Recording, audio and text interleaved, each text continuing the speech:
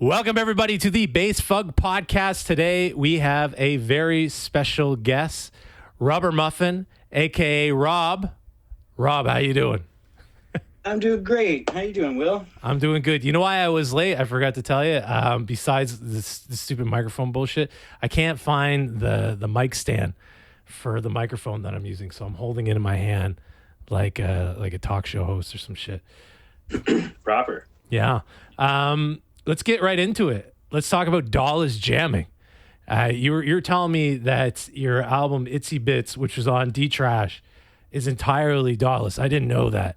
I don't know if you put that in the footnotes. I didn't read it. Let's talk about that, and let's talk about that whole entire experience. So the whole album is dawless, and it's quite undigestible as a whole piece. I think there's like 19 or 20 songs on that album or something like that. And they're all just like live jams. I made the whole thing with Teenage Engineering's Pocket Operators. There's a whole bunch of them. I specifically had two of the drum, the OG drum release. I think it's like the PO12. You have to forgive me, I forget the numbers and I don't have them in front of me. But I had two of the drum module, one of the bass synth.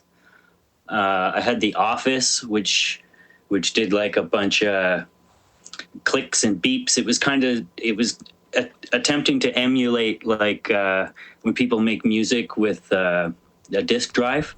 And they're sending MIDI to a disk drive, so their disk buzzes and clicks into like Eurythmics or whatever, some famous song that everybody knows, like the Star Wars theme song or something. Yeah, I've heard the Imperial March by all these things. Yeah, so one of these Pocket Operators kind of does that kind of noise, and then I ran all of those through KP Mini 2S, which is a mini Chaos pad, like a newer version of it, which also has the ability to do sampling and recording. Yeah, those are hard to come across now, man. Like the prices are just go through the roof because of COVID. Yeah, I guess like it makes sense. You know, it's a really fun toy and it's super versatile. You know, you just plug audio into it and you can mess it up. Is there beat slicing on it? Can you do like breakcore? Can you put an amen beat in there and get something? Yeah, that's totally possible. But even to like mash it up even more, you just run an amen break through it and then utilize all these punch-in effects. Like there's a little black touch screen on it, and when you touch it, there's like an x-axis and a y-axis, so that's like sliding across the bottom and then sliding from the bottom to the top. What made you go dawless though? Like, why? Just because you were picking these up on a whim, or were you just starting to get pissed off about like just sitting down in front of a DAW? It became out of option paralysis. So I guess like where I came from is I started working on beats and stuff with Fruity Loops back in the day. And synthesis was cool, but it was a little over my head, and it kind of slowed me down because of the learning curve. So I was less interested in that. I became a sample-based producer. So I went hunting for sample packs, and I just grabbed little bits of a kick from here, a snare from there, a hi-hat from there, a car accident from some movie or something, whatever, just work fast. Give me the things, arrange them, make it loop, copy, paste, edit, copy, paste, edit, repeat. And you found that better than the options. Well, that's the thing is I started collecting sample packs, and then with no regard to slowing down, I started hoarding sample packs, and then steered away from beats. I started downloading like Disney sample packs and Sony sample packs that have like all of their Foley libraries and stuff. Shit. So I'm getting sound effects. Like I got gigabytes of footsteps and stuff, It's just There's just too much. The Resident Evil footsteps weren't enough. It's just, oh my God, right? And like water samples, I got a million splashes, and stuff like that. And it's just, and break beats, I got so many folders of break beats, and I'm sure the same break beat is in like 5 of the folders labeled differently, Yeah. So it just became option paralysis, and I started working towards dawless, and I started with these little pocket operators, these like little calculator looking things. They run on 2 AA batteries, and they're like, how big are they? 2.5 inches by 3.5 inches, or not quite 4 inches or something like that. Like, they're quite tiny. The buttons on them are weird. Or do you find that's like a hurdle or obstacle, or do you get around them? Because I've seen some people use them online, and they're doing really good stuff, And I'm afraid to pick one up because it looks like a broken calculator, I feel like it's not going to work. It does, and I will warn against them. They can be kind of frail, especially the pots. There's 2 potentiometers, 2 knobs, and they have a tendency to start getting a little bit inaccurate. They start kind of flailing a bit left and right.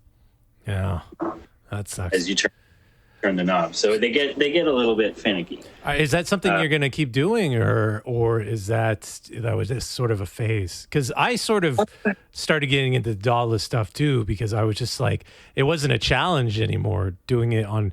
You got like fucking 5 core, 7 core, I don't know, PC, every single piece of software on the planet. You have like 1,000 samples from Garfield and Friends or whatever the fuck, and it's just too easy to make a song, and it's not like when I was like in my bedroom in 1997 in MS-DOS, So it's trying to find something to make it challenging. Were you just looking for the challenge too, or what else? Yeah, I guess like before I started going dawless, I started acquiring MIDI gear.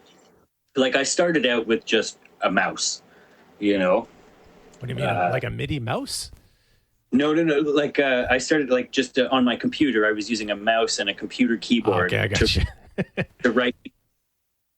And it was very much like every single thing was intentional, and everything had a place, and I put it in its place, and it was all planned ahead of time kind of deal.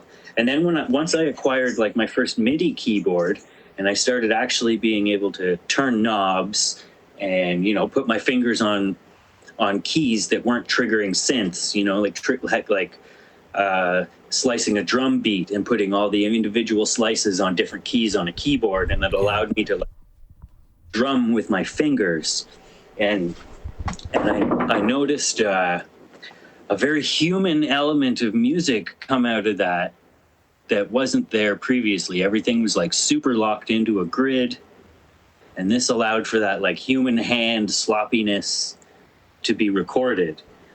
And I really got excited about that and started moving towards that. I started grabbing different MIDI gear, and I wanted to create, a project that sounded different every time I recorded out of it.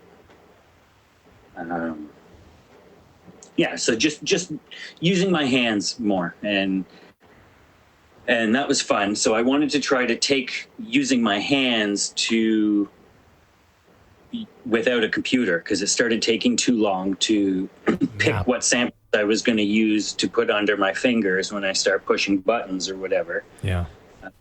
I wanted things to be simplified. So these pocket operators were great for that. It was really easy to like record 4 bars of a bass line and then 4 bars of a drum loop, and then put some effects on something here and there, and call it good. You're like, look, I just made this out of nothing. It's super simple. I pushed like 100 buttons in 5 minutes, and I made a song. Yeah. And it's not like trying to shit on people who are using DAWs or whatever. It's far from it. I think it's It's just like the idea that it's like you try something different, because when you go back to a DAW, it's like your whole perspective is like, I just opened Renoise for the first time in like a long ass time last night, and it was like entirely different since I've been going dawless, you know? And it's like you work quicker for some reason. I don't know. It's like in Kill Bill where she has to go train, you know, and then she goes back, all right? Or any kung fu movie. It's weird. I don't know. It's hard to, I don't know how to describe it. I think if anything, I think when you're using like hardware and stuff like that, like your limitations become really apparent. So it creates an opportunity for more focus. So then if you go back to a DAW after practicing having a more honed focus, yeah, you would be sharper and faster in the program because you've adjusted your workflow to be more well, to accommodate the gear, but that becomes a more linear process. Yeah. Right? Yeah, totally. If you're on a groove box and you're like, well, I used to make crazy breakcore on my DAW, but I can only make fucking house music with this MC303 or whatever. You learn to make dancey music, but then when you go back to the DAW, it's like you're making like dancey music. Totally. Yeah. Mm-hmm. Can you talk about just like the process of, to kind of finish the topic or whatever, just of not being in front of a computer, or was there a computer like close by? For that album, there was no computer. Did you feel like, I don't know, did you feel like there was like a ghost watching you or something? Like, you know what I mean? Did you feel like different not being in front of the computer? Well, no, because I took the card, the micro SD card out of the recorder and put it into my computer and then made a folder of my recordings. In post, yeah. But when you're making the music, you don't have... I had no relation to a computer with those recordings. Okay. The computer was in a different room when those were made. Yeah. I like set it all up on a table and I plugged it into like a Bose boombox. Nice. Thing, and I just hit record and jammed. I also I had it in headphones as well. I could listen to it in headphones as well as out of the speaker, just to like check the volume of my recording. Yeah. Yeah. Because that's a departure from a lot of your early stuff, because you've been around for a while, you know, and you were doing everything. You were doing dubstep, like glitch, IDM, breakcore, you know, and you listen to some of your dubstep stuff, and it's like, it's clearly not dawless. It's like you're using all the state of the art tools. Yeah, right? I would only claim to be dawless with that one Itsy Bits release. You know, everything else has been with Fruity Loops, and I often run Reactor inside of Fruity Loops. But to be honest, like I'm standing on the shoulders of giants with that kind of stuff. I don't know much about Reactor, but I know how to modify preset, you know, and and with my mentality of like tweak and go, you know, next, where's the next part of the thing coming in? It's like, dude, I don't know how to grow an avocado, but like I can make a good guacamole, right? Yeah, right? Yeah. Yeah. I hear you. Let's talk about, oh man, there's a few places to go on this. Let's talk about StarCraft. Let's talk about StarCraft for a second. Brood War for life. Okay. So a past guest, Sławek Lafo, past Bassfug alumni. Can you want to talk about that collab? Is it going to come out or is it not going to come out? I still have hopes that it will come out. Can you explain to the listeners what it was? Okay, so Sławek and I have been playing StarCraft Brood War together for years. I even go as far as to watch like the ASL on Africa TV from Nerd. Korea. Yeah, big time. Yeah, I used to watch it on the GOM player in 2010. Okay. Yeah. Well, I'm there too. Jaedong just got out of military service, so Jaedong's back in the game. Best third player ever was. Oh shit. with his 450 APM. Oh, that's insane. Yeah. So what you guys were doing? You were taking StarCraft samples and then just throwing some gabber kicks and whatnot on top of it, making our sloppy sample. Well, I'm sloppy sample based. Slavek is a surgeon when it comes to gabber kicks. Are you guys going to tour South Korea? Oh, wouldn't that be awesome? Yeah. Okay, I just wanted to throw that in there. I just wanted to throw that in there. Postcard and everything. Yeah. Okay, let's get back on track here. Sorry, I just had to throw that. Let's talk about... I hope it's going to come out. It's just going to take some more work. Yeah. Let's talk about the... there's a couple of things here. Let's talk about the not being productive shit that we were talking about. Everybody feels like they didn't do enough in the pandemic. And I'm not sure if that's like a healthy way to look at it, Because I think for everybody feeling like that, that was a traumatic fucking experience. It still is. It's an endemic now. Forgive yourself. Don't be hard on yourself about that. And to think that you should have became the next Jeff Bezos or some shit is kind of crazy. It's like during a traumatic experience, that's not really the time to be, starting a company or whatnot, right? That you want to explore those feelings and let me know how you feel about not being productive during the pandemic in comparison to you felt like you were more productive before it or what? Well, no, not necessarily. I guess it's easy to look at that, the idea of like, okay, we're all isolated, we all have to stay home, and if you work a daily grind or whatever, it's hard to have enough motivation and creativity at the end of the day to still put out art. Yeah, it's hard. It really taxes you and your creativity. So, a lot of people saw it. I'm sure a lot of people saw it as like, wow, I finally have time to do this. But like we were also. Yeah, we're also traumatized by like, whoa, what's going on? Like, is this the end of the world? Is this a real apocalypse that's happening right now? Like, yeah. But when it first started, there was a lot of confusion and fear.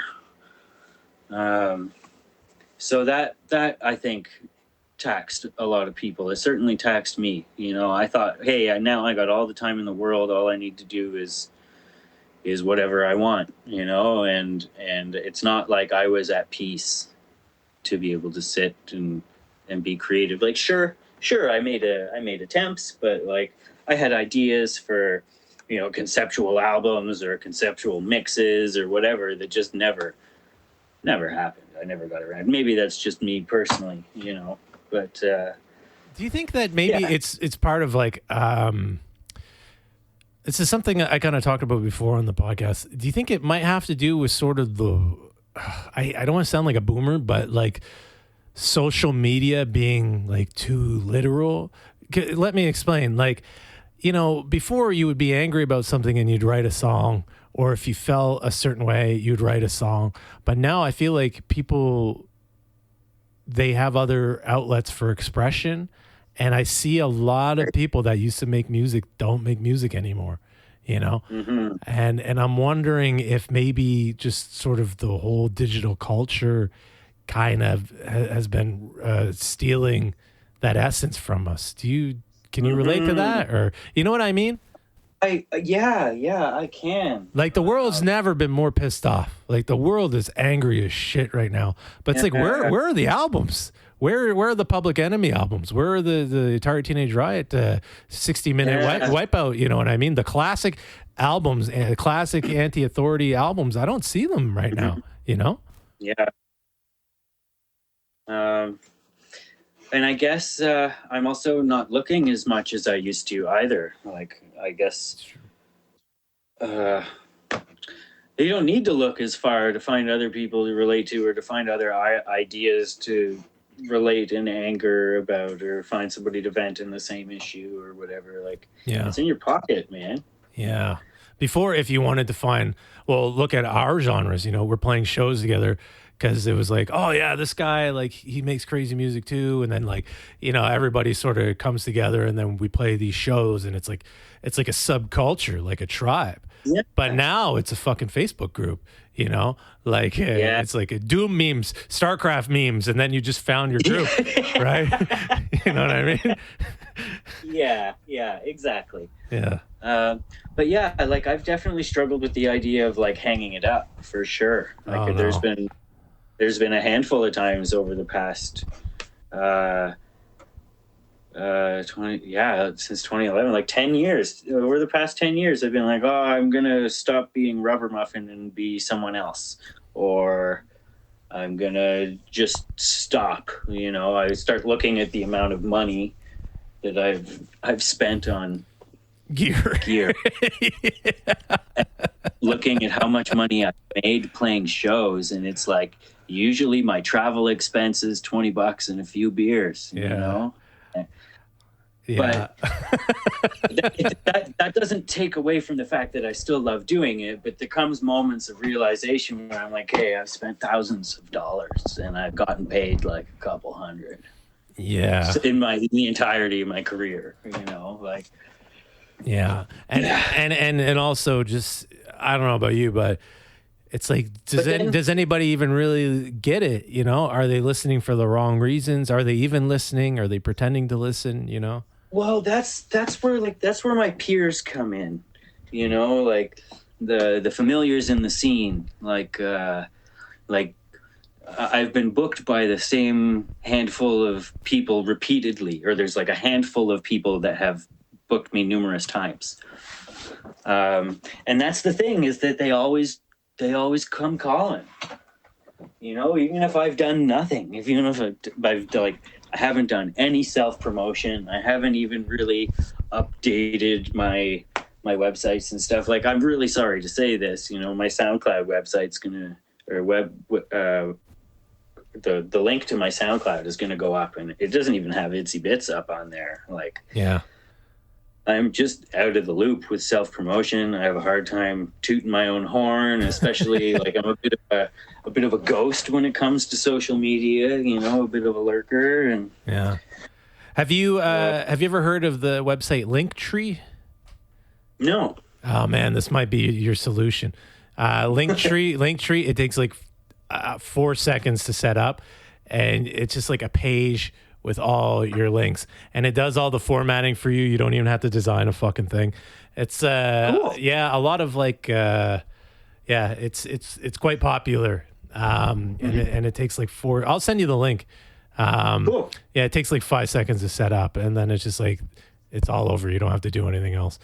But yeah, it's rough because it's like now, like even if you wanted to do self-promotion, you'll post some shit on Facebook and like Mark Zuckerberg's gonna be like, oh, if you give me $25, I'll actually show it to your friends and fans and shit. Yeah. And then you're like, well, what the hell? Like, so it's rough. But realistically, the people I know the people on my friends list who would realistically come out, and I'd just message all 5 of them or whatever. Like, that's cool. Yeah. And when 3 of them show up, I'm stoked. Oh yeah, for sure. I remember. I know we definitely played a show together in Toronto. We did, and that was fucked. Like at Nocturne. Nocturne, yeah. I was a mess that night. It was fucked for me because that was the first time I ever saw Double playing live. I was so drunk. Okay. Yeah, and that was me too. That was a good time. That was really fun. And that's what it's all about for me. You know what I mean? Like just meeting fun people and like-minded people and just getting ripped, And like, I don't care about the other stuff. I super don't fucking care. And it seems like you don't either, even though you're talking about the sunken cost of acquiring gear. I feel like there's a part of you that is more for the adventure than the notoriety. Yeah. Is that true? Yeah, absolutely. Like to date, every single one of my releases is free. Yeah. And I'd prefer to keep it that way. I've definitely I've handmade copies and made collages or made some sort of art thing that went on top of it. And sold them for a price, people paid it, whatever it was, and it's been great. But as far as like making money for the music, like I had moments of that. Like I struggled with that in like 2009, 2010 when I was just getting into like the early Canadian dubstep scene over there in Montreal. Yeah. And I started thinking like, okay, like I'm playing in front of big crowds of people and they're enjoying themselves. I should be a businessman about this. Where's my money? and it only lasted like a couple months. And to be honest, like I burnt bridges with that mentality for a little while, and I learned from it. I'm like, no, that's never been what I've been trying to do. I've always been like, sample everything, use pirated software and like copy left. Like I'm not charging anything. So if you try to sue me for doing it, like you can have my half of nothing. Yeah. What made you go from what made you go from the dubstep to the more like brain dance, IDM, glitch, breakcore? Well, I started in breakcore. That's what I thought. Yeah, I started with like kind of like Gabber with more Gabber plus kind of, if anything. That's where I'd say I started.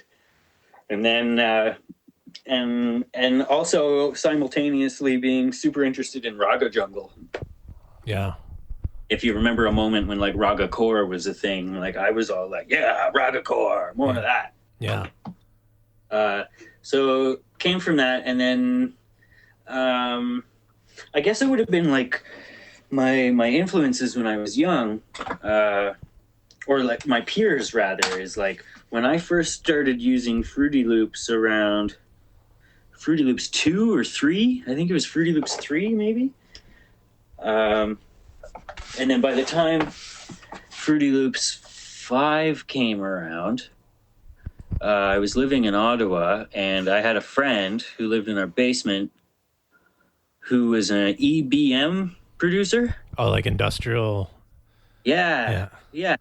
Like synthy, dancey, as they call it, I guess. Vocals. Yeah.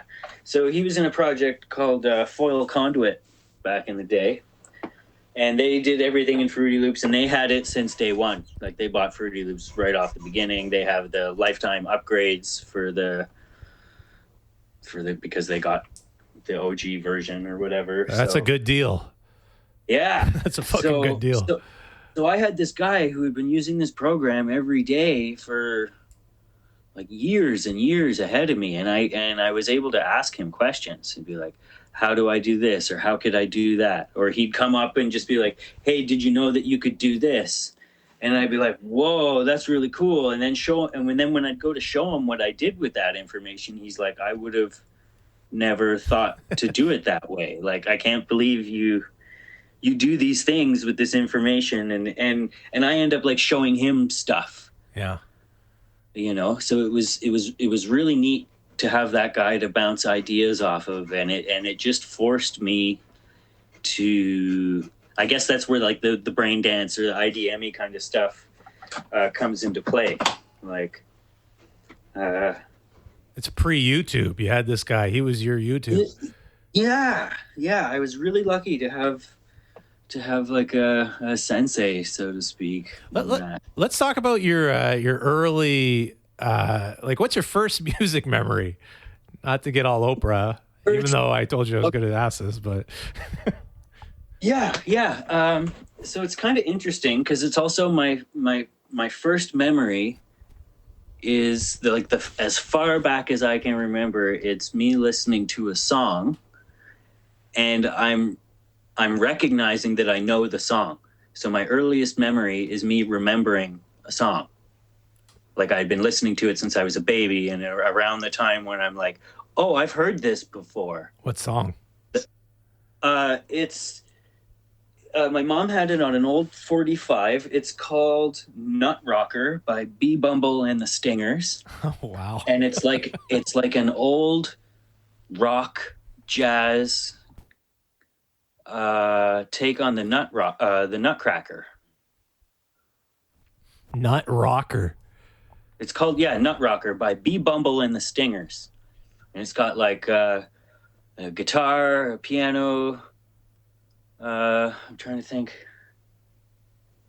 Drums. I think that might be it actually. And the 3 inches, the 3 instruments are just ripping. They all get a solo. It's only like a minute and a half or a minute and 40 seconds long or something. How did that lead you into being interested in music? Were you always like into music or? Oh, always. I was big into music. My mom was also big into music. And like, was she in a band or what? No. She was just like an avid listener, like huge supporter, big time fan. Would have been a groupie if she didn't have kids, I'm guessing. Like, you never know. She didn't tell you everything. He was big into music, and my dad was he's also pretty big into music. But my mom is from Glasgow, Scotland. Oh, really?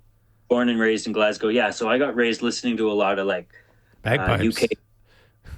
No, I was going to say like UK pop, British pop. Oh, wow. So I grew up listening to like Pet Shop Boys and Orchestral Maneuvers in the Dark and Eurythmics and stuff like that. So, dude, that's a good selection. I've been listening to like electronic music my whole life.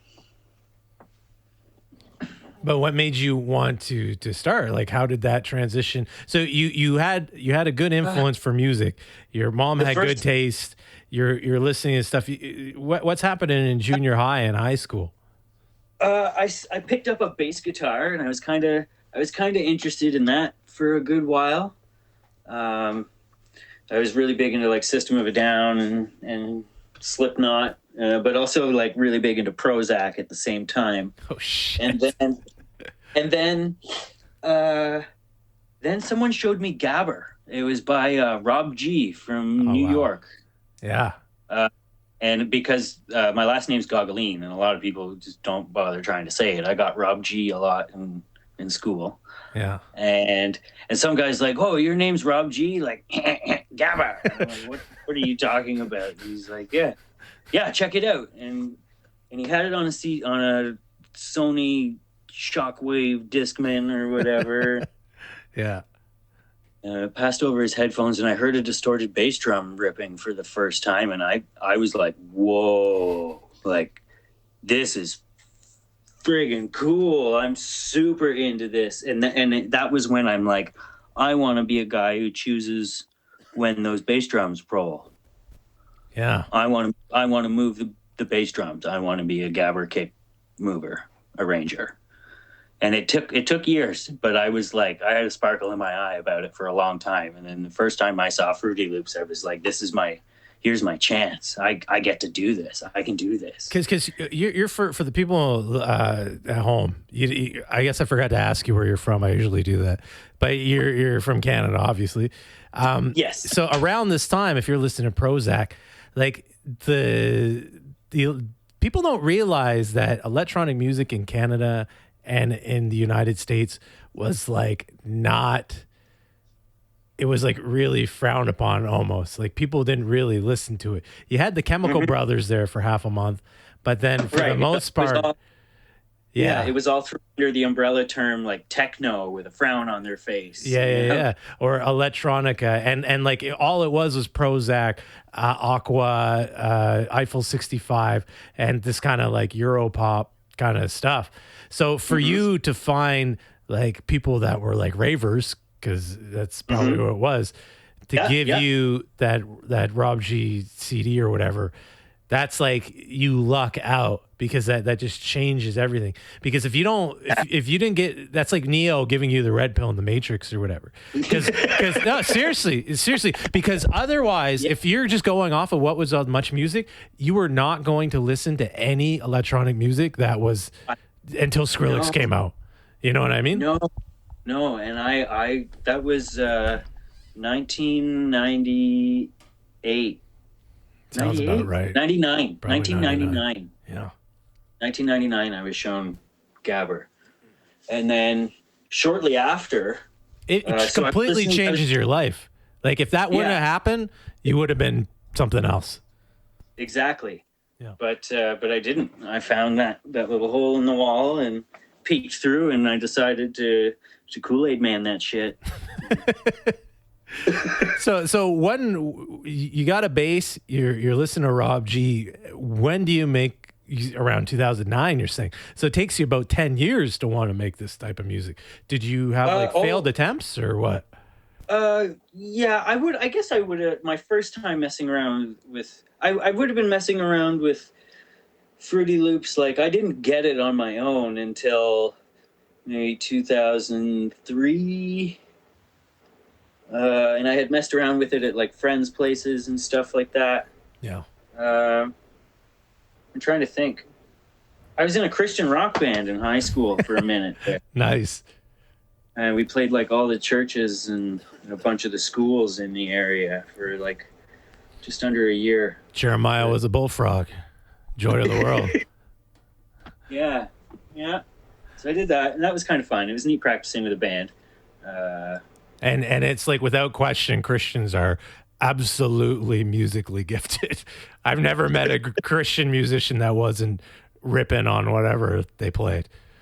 Yeah, well, I guess they care. They're passionate, and they know they have the power of God in them, so they're just shining about it. If they don't nail that drum solo, they can't get into heaven. That's what it is. Yeah. But I was in a band with our local preacher's boys. We had two young lads. One played guitar and one played drums. And like before we'd have band practice or whatever, before the other two members, who was like the local youth pastor and his wife, before they'd show up, we'd be practicing like playing Slipknot and System of a Down and Soulfly, stuff like that in the church before they showed up. It's great. Yeah. So where did it all go wrong? Did they get caught or what? Oh no. I don't know. The whole reason I got into that is because I was like thrown out of where I was living. I ended up going to move back into Algonquin, out near Algonquin Park, which is where my dad's from. So it's like a pretty rural and isolated area. Making friends was really hard, and I just got accepted by this group of Christian kids, and it was like kind of all I had for friends, and I took them up on it, you know. That's awesome. And then did the Christian thing just to like try to fit in for a while, and then I think they all do the Christian thing to fit in for a while, honestly. Like, yeah. And there's nothing wrong with that. Yeah, I guess I just ended up going a different direction on that. So and when is it that you get the Fruity Loops? Is it when you're with the guy, the EBM guy, and that's where it all starts? Or were you using something before that? No, I would have used Fruity Loops on like a buddy of mine's my buddy's computer, but only when I went to go visit him. I made like 3 tracks or something like that. And I guess we had a project together for a little bit. We were called Die White Devil. And around that time, around 2003, my sister was still attending the high school I attended when I lived in Ottawa, and she ended up organizing the music for a coffee house. And she told the school that she was in a band with me and my bud, that she plays the tambourine or something. So we got to play at this coffee house.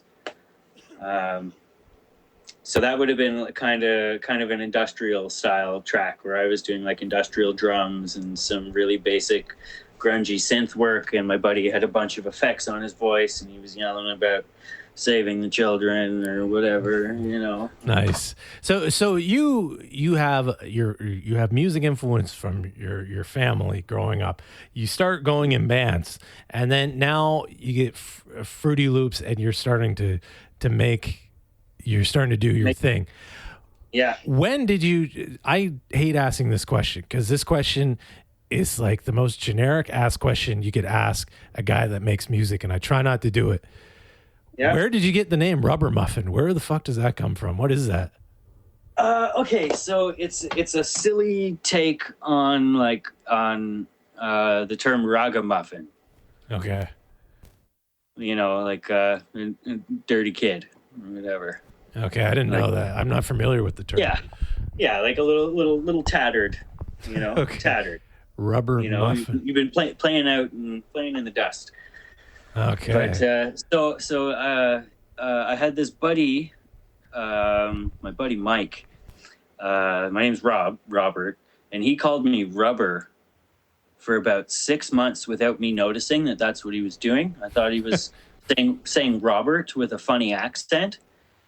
And then, it just through hanging out with him and this family I used to be a nanny for, who were like big reggae and dub enthusiasts. It just Rubber Muffin came about, and I stuck with it. I wasn't very good at picking names. Before that, I was Twitch Rob Speed Pants, and released nothing. Your Itsy Bits album has like the Odd Techer naming scheme of, I couldn't even figure out what the names were. It's a secret code. I taught myself how to play a baritone ukulele, which is like nice. A big ukulele or a really small guitar. And then my dad got me a banjolele. So it's a tiny banjo that you play. I've never heard of that in my life. Yeah, it's a tiny banjo that plays like a ukulele. Okay. So if you know how to play a uke, you can play this thing. Nice. So the track titles of Itsy Bits are chords and numbers. All the tracks are like EM4 BE2XPMTCH or whatever, but it's like the letters are like a chord. Yeah. And then it'll say how many times you play that chord.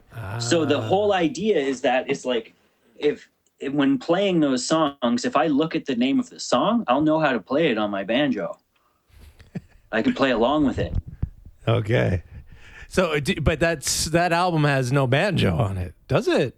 No, it doesn't. That's for like live performance or jamming or just making a mess in public or whatever. Okay, I got you. Interesting.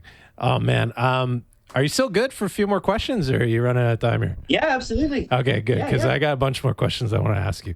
We didn't even talk about the woodworking yet. Cool. Okay, I want to talk about because for me, making electronic music in 1996 in fucking Moncton, New Brunswick, it was like no one, people in Europe or maybe in certain parts of America, they don't really understand how few resources we had, let's just say, and so it's interesting to talk to someone who was making electronic music in Canada earlier, you know what I mean? Then because now everybody can, and there's nothing wrong with that. So yeah, I have a couple of questions. Let's talk about the early Canadian dubstep scene that you're talking about. Can you talk a little bit about that and sort of because I feel like dubstep at some point it was like pre Budweiser, post Budweiser. I feel like it was I feel that. You know what I mean? I was living downtown Montreal, like as dubstep approached that point and hit that point, and it continued. It was neat. At first, it was all these grime. All these UK names, and then in no time, it's like Rusko's working with Britney Spears. But how did you, I guess because you were in Montreal and there's a bit of an electronic music scene, but how did you sort of fall into that? How did you just find out about it? Complete fluke. So I went to, the second time I lived in Montreal, I went chasing this girl and I was dating her, and she was big into Bass Nectar at the time. Okay. And this is pre-canceled Bass Nectar. I don't even know if it was canceled. I don't follow. But a long time ago, Bass Nectar was a cool thing. He was also like just kind of leaving. He was also known as like DJ Lauren back in the day, and it was around the time where he was still using both names. And I went to go see Bass Nectar at downtown Montreal, and there was like 30 people there. Where was it? I can't remember the venue, but it was big enough to hold like a good 200. Okay. But there wasn't that many people there. This would have been in 2009. And I met this guy, Jeff. who turned into like one of my best friends. And he makes music under the name Living Stone, and he's been he's almost I think one of the staples in Canadian dubstep without being like bro step. Okay. But I met him like at this show, and it was a week before I had moved to Montreal. I came up for a visit, went to that show, met this guy Jeff, exchanged numbers, and like, hey, yeah, you make music? Yeah, I make music too. Cool. And then we met up one time. He came over to my place, and he showed me his tunes, and I'm like, oh, that's cool. It's kind of like there's a lot of room. There's a lot of room in between your beats and sounds and stuff. And I showed him one of my songs, and it was a track I made called Blood Clot that was released on one of the Netherlands themeless compilations. And it's like a 270 BPM speedcore. Oh, nice. And he's like, wow, like, you made this? Why? Why? Yeah, that's usually the reaction you get. Yeah. But he was my first friend who was like a minorly established artist in the scene. He had some buds, and he was just starting to like catch his wings and play more shows, and became like a resident DJ of a night that was really fun. It was called Freedom Bass. And that was at a bar called Blizzards next to Blue Dog. Oh. I'm not sure, like every Sunday or something like that. It was great. Super low key. If you know the bar, it's not that big, but it's kind of long. Dance floor is not huge, but it can hold a lot. The bar can hold a lot of people. And then I was also part of, I don't know, you must know Jenny Vilify. Yeah, of course. That was around the time she started doing her Bass Drive Wednesdays, which was originally at Koi Bar. Oh yeah, I think it's at what's it called now? I forget the name of that place. The big one on Mount Royal. Yeah, on the corner there. I don't know. I threw up outside there a few times. I don't remember. Yeah, I don't remember. It starts with a B. So that would have been like 2000. Belmont. That's the one. Belmont. Yeah, right. Belmont. Yeah. Yeah. So back then it was a Koi Bar, and it was Vilify and Construct, and they were like the residents every night, and they were bringing in awesome names, like big names. I got to meet a bunch of people whose music I was listening to at the time, and it was cool. Like I started to feel like not quite a celebrity, but like VIP. Yeah. I got to go like backstage or whatever just because I knew people. I got guest listed a bunch of stuff. I just show up and tell them who I am, and I get to go in. And I wouldn't even stay. I'd only go just because like you could. A buddy of mine playing or whatever. I'd go, I'd show up, I'd buy a beer, I'd make sure I'd say hi to him so he knew I was there. I'd finish my beer in peace. Yeah. Like I had a dog at home, so I'm just going back to my dog. Yeah. Yeah, though that's that when you're in that lifestyle, like I've been trying to quit drinking for a really long fucking time, not to be like poor me or whatever, but it's like, man, when you're like, for people that don't know, for the non-musicians listening, when you play a show or like when you're in a scene like that, every night is your fucking birthday. When you go to a bar and it's your birthday and everyone's just so pumped to see you and they treat you like really nice and people are buying you shots. It's like that every even when you're on a VIP list, and you go backstage and it's like, it sucks, man, because it's awesome. Because it's awesome, But I will admit, like I got sick of riding a bus with a hangover and whiplash. Yeah. After like headbanging all night and sleeping poorly on some guy's couch or the floor or using a curtain as a blanket or whatever, like the whiplash is fucked. Yeah. And I used to get pretty drunk when I played, and same. I'd emphasize on my headbanging. I was a big time headbanger. Yeah, because I don't know, do you still have dreads? No, Okay. no, I cut them off a long time ago. Although I haven't had a haircut in like 3 years. I got long hair. But when you're headbanging and you got like dreads and stuff, it's like part of the show. It's like what people want to see or whatever, you know? Yeah. And I only had like 6 of them as bangs.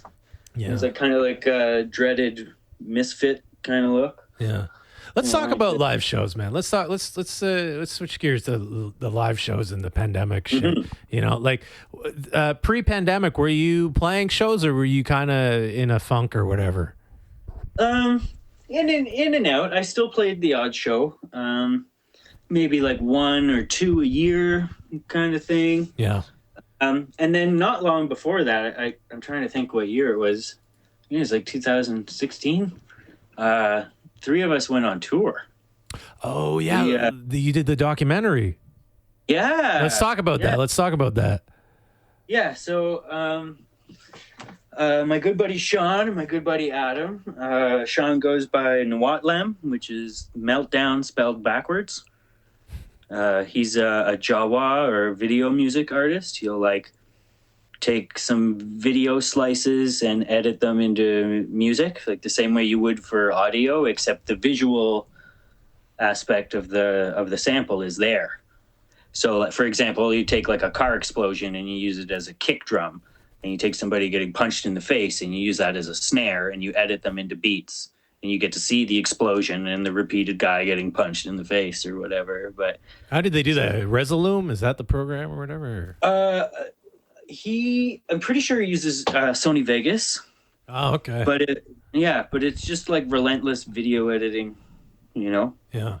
So you guys are video editing chasing the final product of the audio. Like the audio is your main concern. Because I was thinking, man, if you could get like a video clip, you know how like I don't know what you're using for a sampler when you use a DAW, but if you could tie like a 2-second video clip to like your sampler, and every time you trigger the sample it shows the video clip, that making music videos so easy. Yeah, Ableton is capable of doing that kind of stuff. Oh really? Oh shit, I should look at that. Absolutely. I've seen people like with a Max MSP setup use Serato to scratch video. Oh wow, that's fucked. Yeah. So you guys are making this documentary. Who is it? Okay, so my buddy Sean, who's Nwatlem, and my other buddy Adam, who goes by the First Seed. Sean like spearheaded this whole thing. You know, we kind of talked about the idea of going on tour, and he's the guy who made it happen. He contacted friends he had or friends of friends across every major city across Canada, or like all the ones between Montreal and Vancouver. Yeah. So then, he set it up, and then we drove out to Vancouver. We just like bombed it out there, and then played shows all the way back. Nice.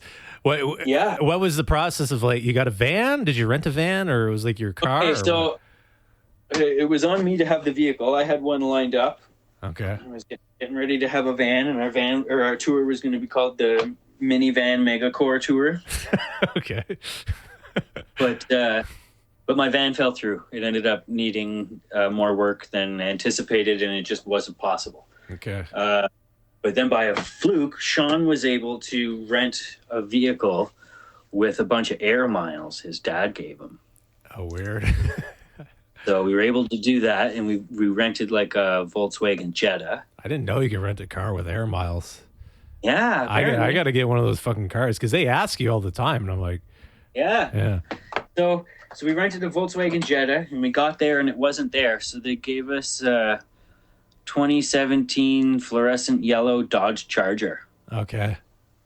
So we drove across the country in like Bumblebee and transformed. It was swank. Did you guys sleep in the van? No. We stayed with buds, and we stayed in a few motels and hotels. But like in Vancouver, we stayed with our buddy Dylan, who makes music as the name Ritalin. Guy's a legend. Big up to that guy. Such a sweetheart. In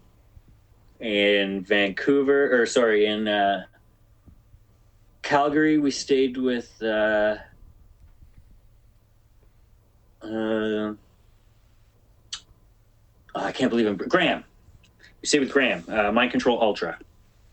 And then in Winnipeg, we stayed with this guy, Al. And I forgot Saskatoon. When we stayed in Saskatoon, we stayed with our buddy Nar. So you drove all the way there, and then by the time you guys get there, you must be like, oh fuck, we have to drive back, right? Well, or was it cool? I think we took like 4 or 5 days to get there, and then we had some time. We had time to chill in Vancouver for like 4 nights or something, and then we played a show, and then we had another night, and then we left, I think, and then it started getting tight. Like, okay, we got a show, or we play a show one night, and we have to play another one the next night, and we got like 10 hours of driving to do in between, and so that happened a couple times. And then we'd also catch a break where we'd go land in a city and get to like hang out with some good buds for a period of time before we had to do any hustle or whatever. So what do you recommend for I want to drive across country. I want to go to Vancouver and drive back. What are some tips? Like, I'm not doing it for shows, but maybe that's a good idea. Maybe I could leverage any influence I have left from my MySpace days and be like, hey, remember Breakcore? Do you mind if I play a show for pit stops? There's places, dude. Really? There's places that are like, yeah, absolutely. Yeah, because I wanted to drive there and drive back just for the scenic route. But is it worth driving, or does your ass get a bunch of blisters? Well, Adam and I shared the driving. We split the driving. So I guess by the end, it was like 3 weeks or something. The whole time we were gone. By the end, we're like, hey, that's enough. Like, we had enough road food. Yeah. Bring a thing so you can like make food. What do you mean? Like a rice cooker or something, or? Well, like like a camping stove or something. Oh, just because like eating it like Tim Hortons all the time or whatever else or like road food sucks. It just sucks to keep eating that, you know? Yeah, Subway. It's like yoga mat bullshit. Yeah. Yeah. Yeah. If I got any tips for you, like go out of your way to set yourself up to have better food. Okay. That's a good one. But did like the car break down or any bullshit like that, or it was just? Oh no! Although we did break the windshield, but like that had nothing to do with us. It was just somebody driving on the shoulder ahead of us, and it chipped the glass, and then it cracked, and then the crack just kept getting bigger until like I don't know, a couple days before we made it back, the windshield was right in half. Oh wow! Huh. We're just like, like. Sorry we broke the windshield, and they're like, whatever, man, how was your trip? I heard you guys went out to BC. That's crazy. So this is all in a documentary. Where can you get the documentary? Well, it's on YouTube, and you can just watch it. And if you feel like supporting it, you should throw some bones to the guy who made it, whose YouTube account it is up under. So, it's called the Megacore, a Canadian breakcore thing. I'll put that in the show notes. Megacore show notes. Okay. So if you're listening, you could just click on the show notes, and through the power of technology, you'll have the link there. Awesome. Yeah. That's cool.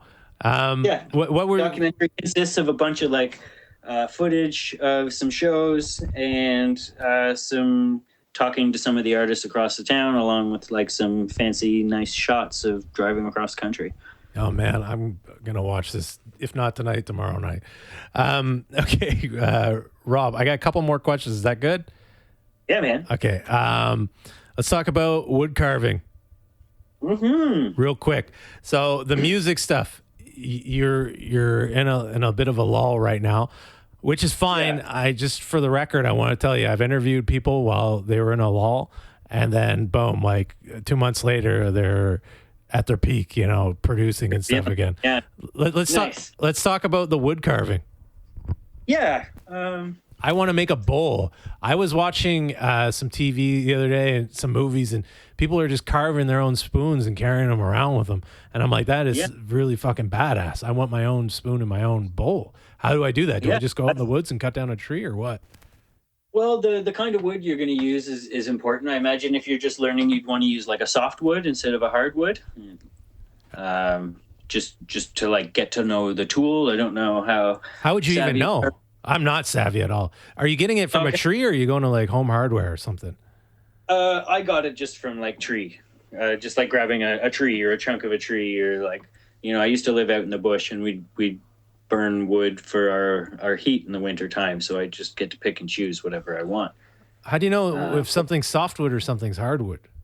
It's the type of tree that it is. Okay, I'm gonna have to look into that. All right, sorry, continue. Like birch and maple are harder woods, and like a poplar is a softwood. And you'd notice by how heavy a same size piece is. One piece would be significantly more dense. Like the birch or the maple would be a lot heavier than the piece of poplar of the same size. Okay, and what do? I get like a freaking knife, or how do you carve this? Well, you'd have to get like a wood carving knife, and there's also like a spoon carving knife, which is a hook shaped knife. Okay, where do you get those? I got mine online. Okay. Lee Valley is a place you could get this kind of equipment from. Okay. But if you wanted to make yourself a bowl or a spoon, and you wanted to take like a safer route, you could just get yourself a chunk of wood and roll a coal around on the surface of the wood, and it'll burn it. And then you scrape out the burnt, and then you burn it more. You keep burning it down, and then you can burn yourself a bowl. Burn yourself a bowl. That is the most Canadian shit you could possibly. I'm from the fucking Maritimes, and I haven't heard anything that Atlantic Canada. Burn yourself a bowl, bud. Burn yourself a bowl there. Shit, dude. I love it. Oh man, I'm gonna burn myself a bowl. What happens when the non-music people or the music people are getting frustrated right now? Listen, I'll wrap it up. I just wanted to hear this. How, when you carve the bowl, what do? Do you like put varnish on it or what? You'd like, well, once it's carved, then you'd want to smooth out your edges. So you'd sand it, and you'd sand it with different grades of sandpaper. You start out with like a coarser sandpaper, and then a finer sandpaper, and that'll give you a really smooth finish. And then you'd want to warm the wood, and then I oil it. Okay. So you warm the wood up so that the oil soaks in deeper. Well, how do you warm it up? Just throw it in the stove? Yeah, I put it in the oven on the lowest setting or whatever until it's like around the temperature that's too hot to handle, but not that it's burning the wood or like destroying the wood or anything. Okay. And what kind of oil? Like olive oil? Canola oil? You could. Any oil's fine, although I use like boiled linseed oil, which is like an oil that's designed for sealing wood like that. Okay. And the idea behind that is so that if you get it wet, the area in the wood that has room to absorb liquid is already full. Okay. Yeah, because like the goal is to eat cereal. Right. Pardon me? The goal is to eat cereal out of this bowl. So I'm going to have to put oil on it. And the oil is going to make it so that I could put almond milk or whatever the fuck in there. And it's and that the milk won't get soaked into the wood and then start to rot or whatever. Nice. Oh, man, I super want to do this. So is that all? I didn't even ask what you were carving. What are you carving? Yeah, can you make stuff for your pocket operators? I could. I haven't. Okay. Started out with like carving spoons, and then I started moving towards like little tiny toy kind of things. Like I've made a couple tree spirits from Princess Mononoke. Oh, nice. 2 little like bobblehead characters with like their body is one piece of wood and their head is another piece of wood, and I've attached them with a piece of wire. And I started making these like little ghosties that my good friend Paula has been drawing for a really long time. And I started making like little wooden carvings of them. So yeah. Huh. I got, like, so you're transitioning. Yeah. I got a few like custom ghosts. I got like a ghost that's a likeness of Pinhead from Hellraiser. Okay.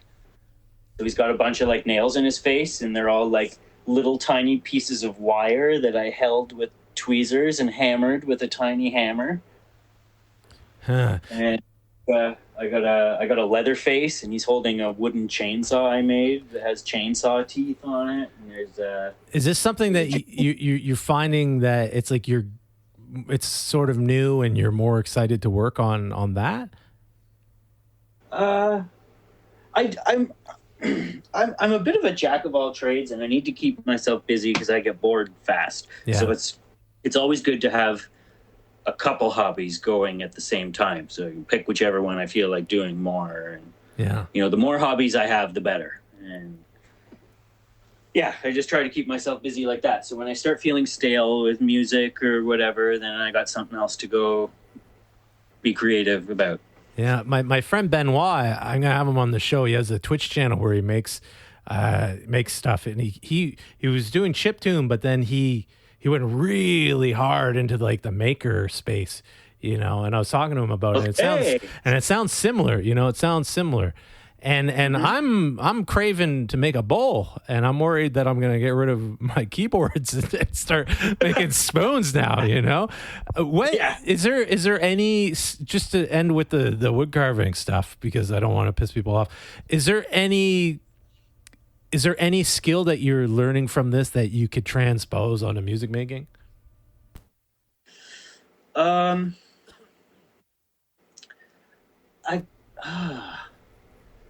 Know what I mean? I'm trying to pull something out of my ass, like smoothing things over, like taking the time when working with wood, when you like take the time to cover up your cuts and sand them away and stuff like that, and just keep polishing until you get a nice smooth surface.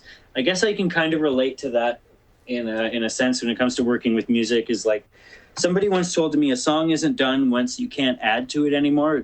It's done when you can't take any more away. Oh, wow. That's a good one. And I really liked that.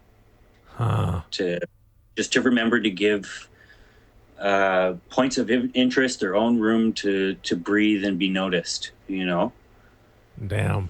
That's some sensei shit right there. Rob, I'm gonna ask the last question. We'll wrap it up. I'll talk to you after. First of all, thank you for coming on. Totally appreciate it. My pleasure. Thank you so much for having me. Yeah, great talk. Let's talk about your new D-Trash release that's going to be coming out. I feel like I mention D-Trash every second episode on this podcast. So shout out to Jay if you're listening. So yeah, absolutely. Let's talk about it. Mad shout outs to Jay. That guy's incredible. Yeah. He's running D-Trash for what, like 20, 21, 22 years or something like that now? Yeah. Mad props. Yeah. I love Jay. Every time I get to see him, I treasure those moments. There's always at least one picture that comes out of it. Yeah. He's an adamant picture taker. Yeah. Let's talk about this release. Yeah. So I got a release coming out called Resting on Laurels, and it's a combination of all the things I've made, like not really dubstep or whatever, but it's not just gabbery bangers. It's not just one thing or the other. There's lots of content. There's a pocket operator jam on there, another dawless track. The album opens with a dawless track. Cool. And then it has some like DAW heavy tracks. And there's even a song that has a pocket operator running through a DAW. So there's a few gabbery bangers. There's a remix of a LAFO track on there, which is one of them. Nice. And the album closes with like a Weightless track. I'm not sure if you're familiar with like Weightless as a genre, but no, what is that? I'm not familiar with anything that isn't shitty hillbilly stuff. Pantera. Right. Well, I guess it's kind of like it almost fits into the category of ambient, except almost way more intentional. Okay. It has like all the vibes of a big heavy club banger, but there's not a lot of drums going on, if any. Huh. Interesting. Yeah. I'll look that up. Yeah, Weightless. It's a neat thing. Yeah, some artists I know who like really tear it up would be like Arca,